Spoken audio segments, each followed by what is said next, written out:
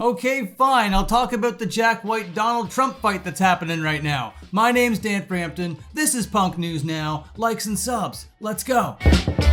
So if you've been on the internet over the last couple days, you may have seen a couple posts floating around by our good old friend Jack White of the White Stripes fame. He's kind of been going after Donald Trump a little bit. And this is nothing new. During the campaign trail, Donald Trump used a White Stripes song, and Jack White was like, hey buddy, you can't really go ahead and do that. I'm really mad at you for doing that. I'd really appreciate it if you stopped doing that. I made a video about that situation, it's on this channel, and now we fast forward a couple months, and here we are in August, and these guys are still going at it. But this time, Jack White hit the timeline to make fun of Donald Trump and the Oval Office. In particular, he wanted to make fun of the interior decoration that was going on. Because you know, Donald Trump likes to cover everything in gold, and Jack White pulled no punches and let everybody know his opinion on that matter. Jack White posted this image of the Oval Office, and in it, there's Donald Trump and Vladimir Zelensky, okay? And then alongside of it, there's this little caption here that I'll read to you right now.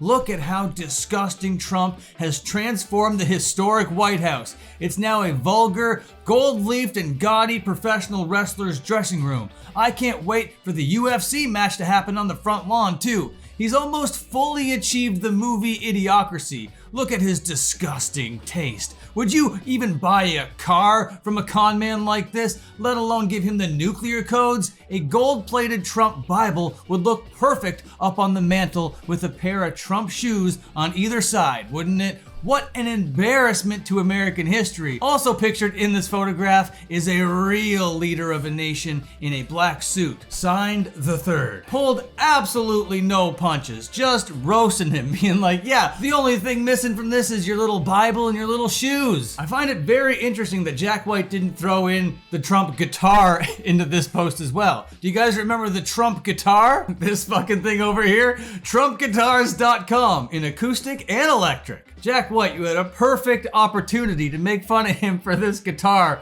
but you left it untouched. But that's okay. Still made fun of him for his taste in interior decoration, all of this gold. You made fun of him for his book and his shoes, all in one succinct little post there. I appreciate that. And so did 206,000 other people. You know who didn't appreciate this though? The entire White House. Donald Trump sent his communications director to say the following in response to an Instagram post. Remember free speech when you were allowed to say things against the government and the government didn't respond?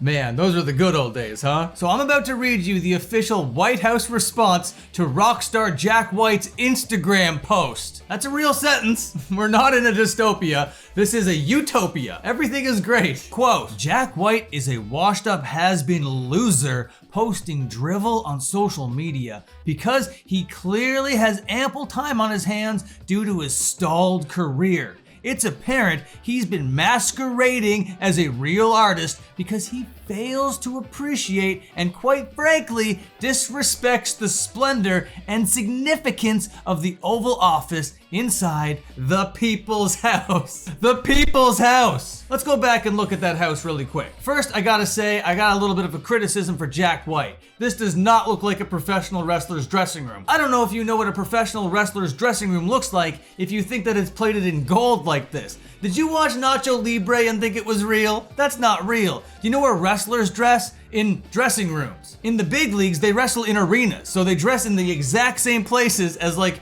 basketball players, football players, baseball players. Those are the dressing rooms. And this is definitely not what those dressing rooms look like. So Jack White, I'd appreciate if you left all professional wrestling slander out of this beef. But I am on your side with literally everything else in this situation. So because the White House graced Jack White with a response, Jack White responded to the response by sharing this picture of Donald Trump with the golden shoes and alongside it, this 2-page long diatribe. I love the diatribe. It's a good diatribe. It is essentially a run-on sentence that just calls out Donald Trump for everything that he is and basically says that I learned throughout my entire life that everything you're doing is evil and to reject it when I see it, and I'm seeing it right now and it's evil. And I would agree. And Jack White really goes in on Donald Trump in this post right here. I would read it, honestly, but the white on black on the computer screen, It's not doing my eyes any favors. We'll be here for years. I'd suggest you just go read it yourself. But the caption alongside it reads as follows. I was raised to believe that we defeated fascism in World War II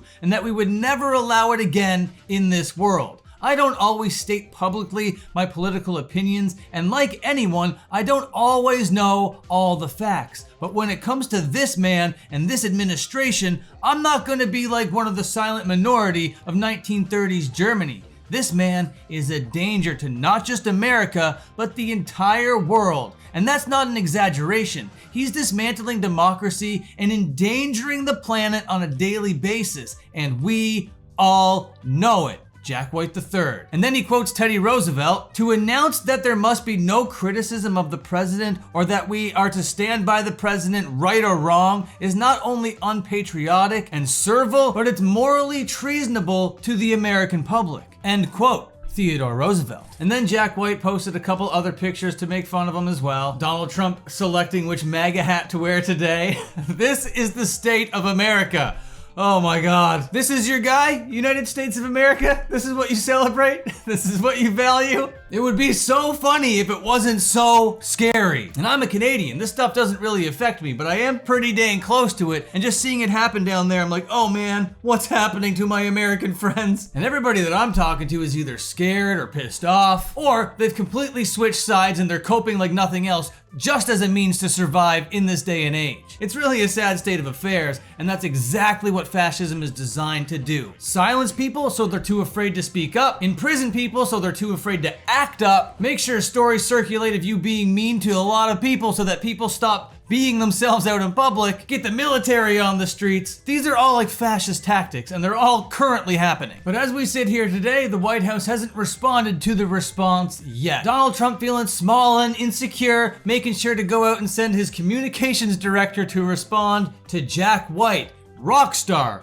artist, expresser of freedom of speech. It's insane. I'm not anti-America, not by a long shot. A lot of stuff that happens down there in the land of the free is stuff that I value highly. But the farther we get into the future here, the more and more I am just getting scared of that place. And this was an inconsequential story about him fighting a musician. There are real world stuff going on that I am not addressing here because I do not have a political channel. I have a music channel and a slop channel. And all the real world harm that this guy is doing, Donald Trump, doesn't really fit the bill on either of these channels. But when he starts coming after late night people, when he starts coming after musicians, when he starts coming after artists and stuff, well then I can comment on those situations, obviously. But if you've been affected by the ICE raids or if your gender or sexuality have been called into question because of this administration, just know that I'm on your side. Just because they're trying to make you scared to be an ally, I'm just not gonna change that part of myself. They're gonna go out here and call all that woke or whatever, and they don't even know what woke means. Does woke just mean going through life with general empathy for other people? Because if that's the case, then yeah, then that's it. I'll be that. I'll be empathetic. Sure. Not sure how that's a bad quality. I don't know how they're making everybody believe that having empathy is a bad thing these days.